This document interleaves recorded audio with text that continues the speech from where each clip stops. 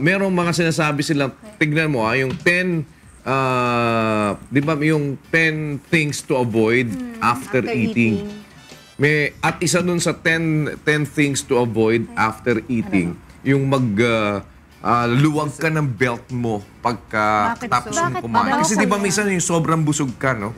Busog na busog ka, tapos sa sobrang busog mo, gusto mo para makaramdam ka ng ginhawa.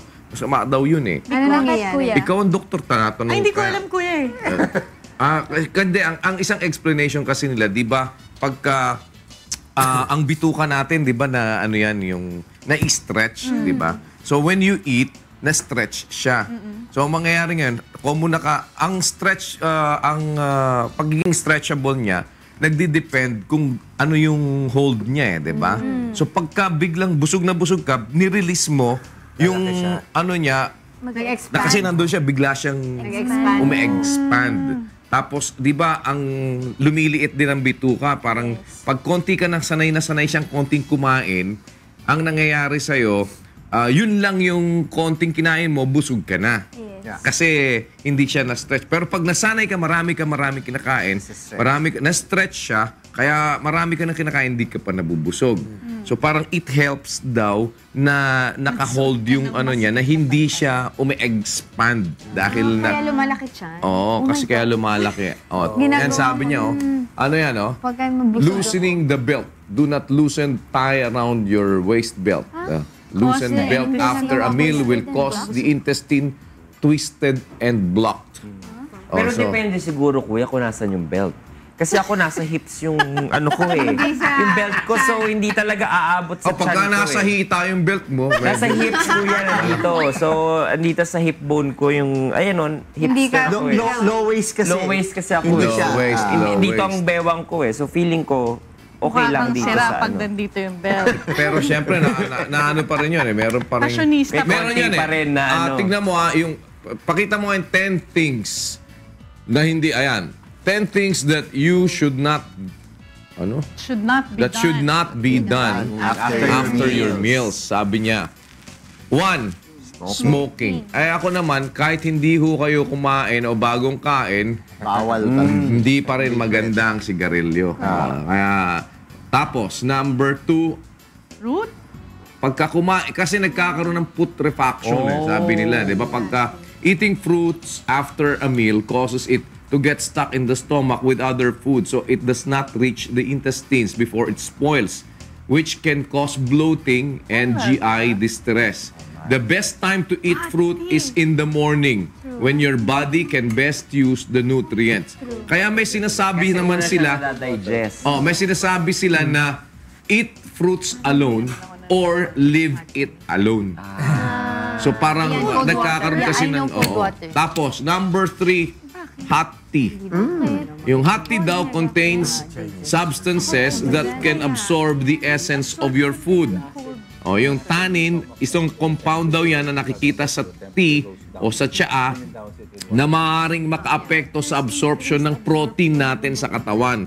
So when we drink tea, yung elements daw na nandoon sa tea ay nag-i-inhibit ng iron absorption na maaaring magdulot ng iron deficiency or anemia. Yan.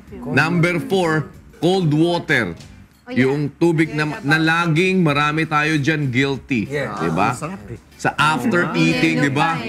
Ice cold, diba?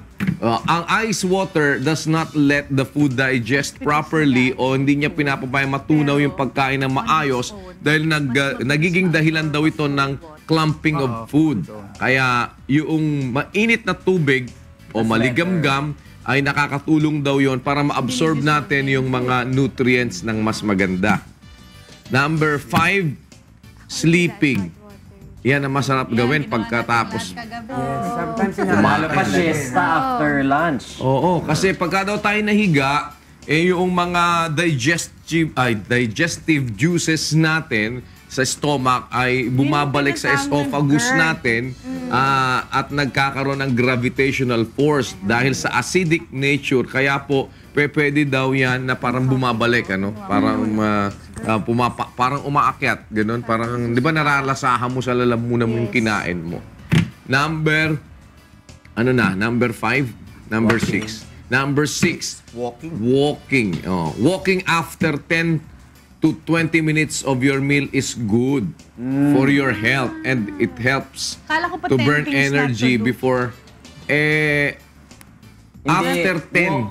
Walking before 10 minutes. Bago Before 10 lumipas ang 10, So, masama. dapat 10 to After 20. 10. Correct. Oh. So after 10 to 20 minutes. So hindi ka dapat na right away Lakad ka. lalakad ka kagad. So at least wait for 10 to 20 minutes.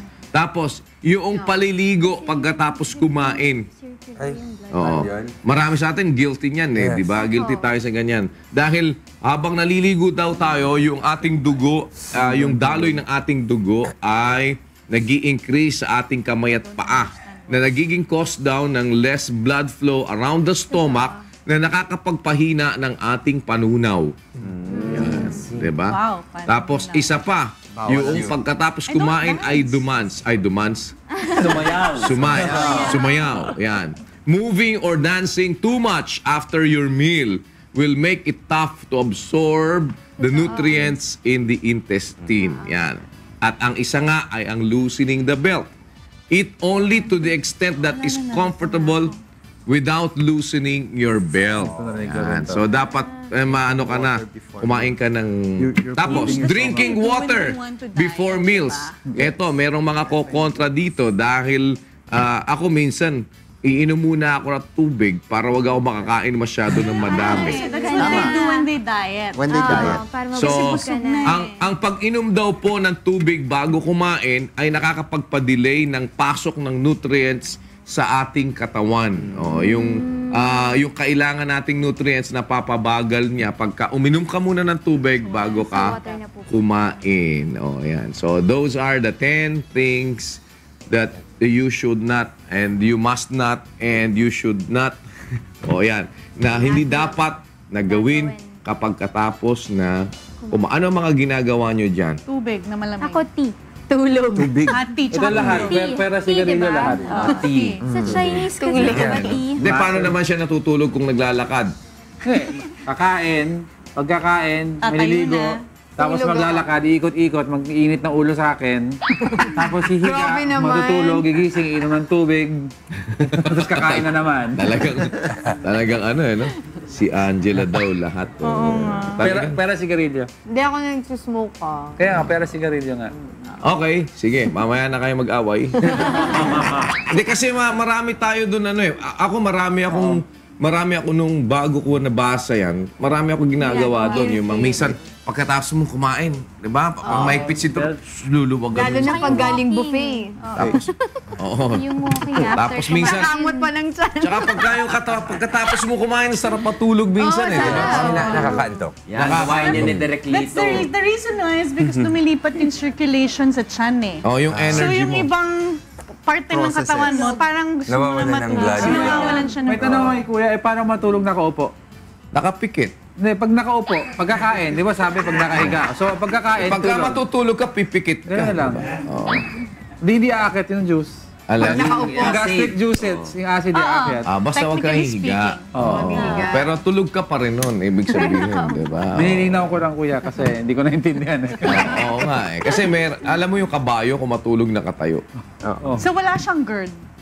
Oo. Hindi, pero kahit na yung hindi ka nahihiga, Nakahiga. it happens eh. Kasi, di ba, kahit yung parang nararamdaman mo, yung parang dumidighay ka, di ba? Pero apart from that, meron tinatawag sila, ang tawag nyo, GERD. GERD. Oh, yung parang, meron, Gastroesophageal reflux. parang nagkaroon ng reflux, di ba? Tapos yung parang nalalasahan mo ulit yung kinain mo, di ba? O minsan, parang may water na biglang, di ba? Parang ganun, ano? Yun yung GERD. Oh. Dahil minsan, ang cause nun, yung hangin sa tiyan. Nagiging bloated ka.